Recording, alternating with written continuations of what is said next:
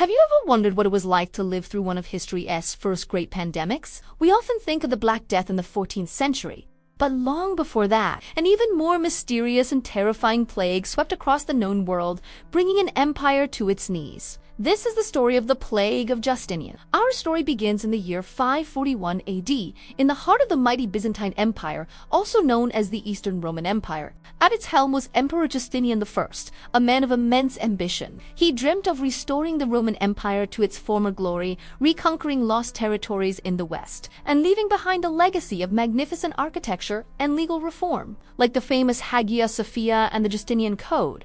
For a time, it seemed like he was succeeding. His brilliant general Belisarius had reclaimed parts of North Africa and Italy. Constantinople, the capital, was the largest and wealthiest city in the world, a bustling hub of trade and culture. The future of the empire looked bright, but a silent, invisible enemy was about to arrive, one that no army could defeat. The first whispers of the plague came from a place far from the glittering capital. Historical records point to Pelusium, a port city in Roman Egypt, as the epicenter. Egypt was the breadbasket of the empire, and massive grain ships constantly sailed from its ports to feed the population of Constantinople. Along with the grain, these ships carried stowaways, black rats, and on these rats were fleas, carrying a deadly bacterium we now know as Yersinia. From Pelusium, the plague spread with terrifying speed. It moved north along the trade routes to Alexandria and east into Palestine and Syria. By the spring of 542, it had reached the gates of Constantinople itself. Imagine the scene in the capital, a city of 500,000 people suddenly confronted with a disease they couldn't understand.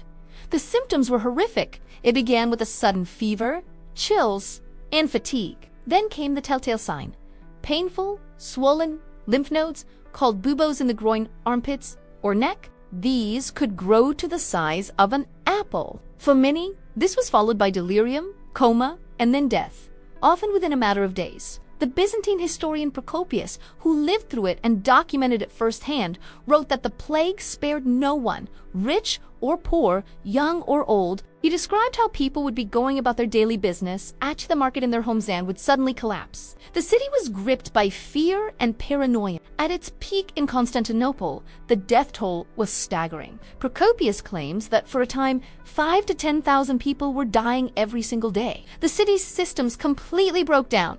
There was no one to bury the dead. At first, bodies were interred in traditional ways, but the cemeteries quickly overflowed. Soon, burial pits were dug all over the city, but even these couldn't contain the sheer volume of corpses. The authorities resorted to piling bodies into the fortified towers along the city walls and even loading them onto ships to be cast out into the sea. The stench of death hung over the magnificent capital like a shroud.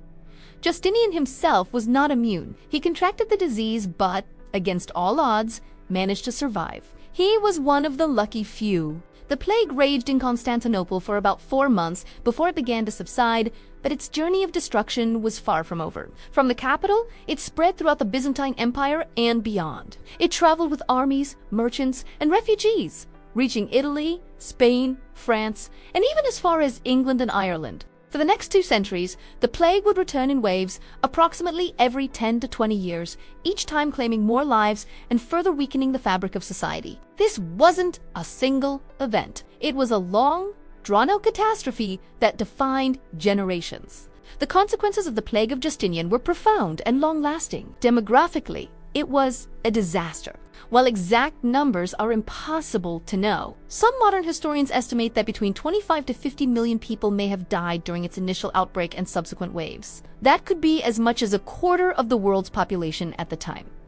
The Byzantine Empire lost perhaps 40% of its people. This massive population decline had a domino effect on every aspect of life. Economically, the empire was crippled. With so many farmers and laborers dead, agriculture collapsed. Fields lay fallow, leading to widespread famine, which in turn made the surviving population even more vulnerable to disease. The tax base, which funded Justinian's armies and building projects, evaporated. Trade ground to a halt as cities and regions were quarantined or simply depopulated. Justinian's grand ambition of reuniting the Roman Empire died with the millions of his subjects. The resources and manpower were simply gone. The empire was left weakened and vulnerable, unable to defend its newly conquered territories or fend off its enemies like the Sassanid Persians in the east. And later, the rising Islamic Caliph. The plague also triggered immense social and cultural shifts. In a world where medicine was rudimentary, people sought supernatural explanations. Many believed the plague was a punishment from God,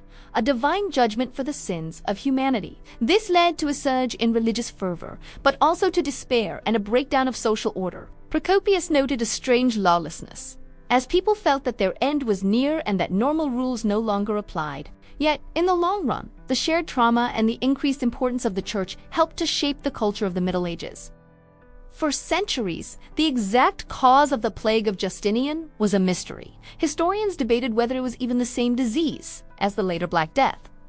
But in the 21st century, modern science provided a definitive answer. By extracting DNA from the teeth of skeletons found in 6th century plague pits, scientists were able to identify the culprit Yersinia pestis. It was indeed the bubonic plague, caused by a specific strain of the bacterium that is now extinct. The ancient DNA evidence confirmed the accounts of Procopius and connected this ancient pandemic to the one that would devastate Europe 800 years later. So, the Plague of Justinian stands as a stark reminder of the power of disease to alter the course of history. It didn't just kill millions, it halted the ambitions of a great empire, redrew the map of the world, and helped to usher in the transition from classical antiquity to the Middle Ages.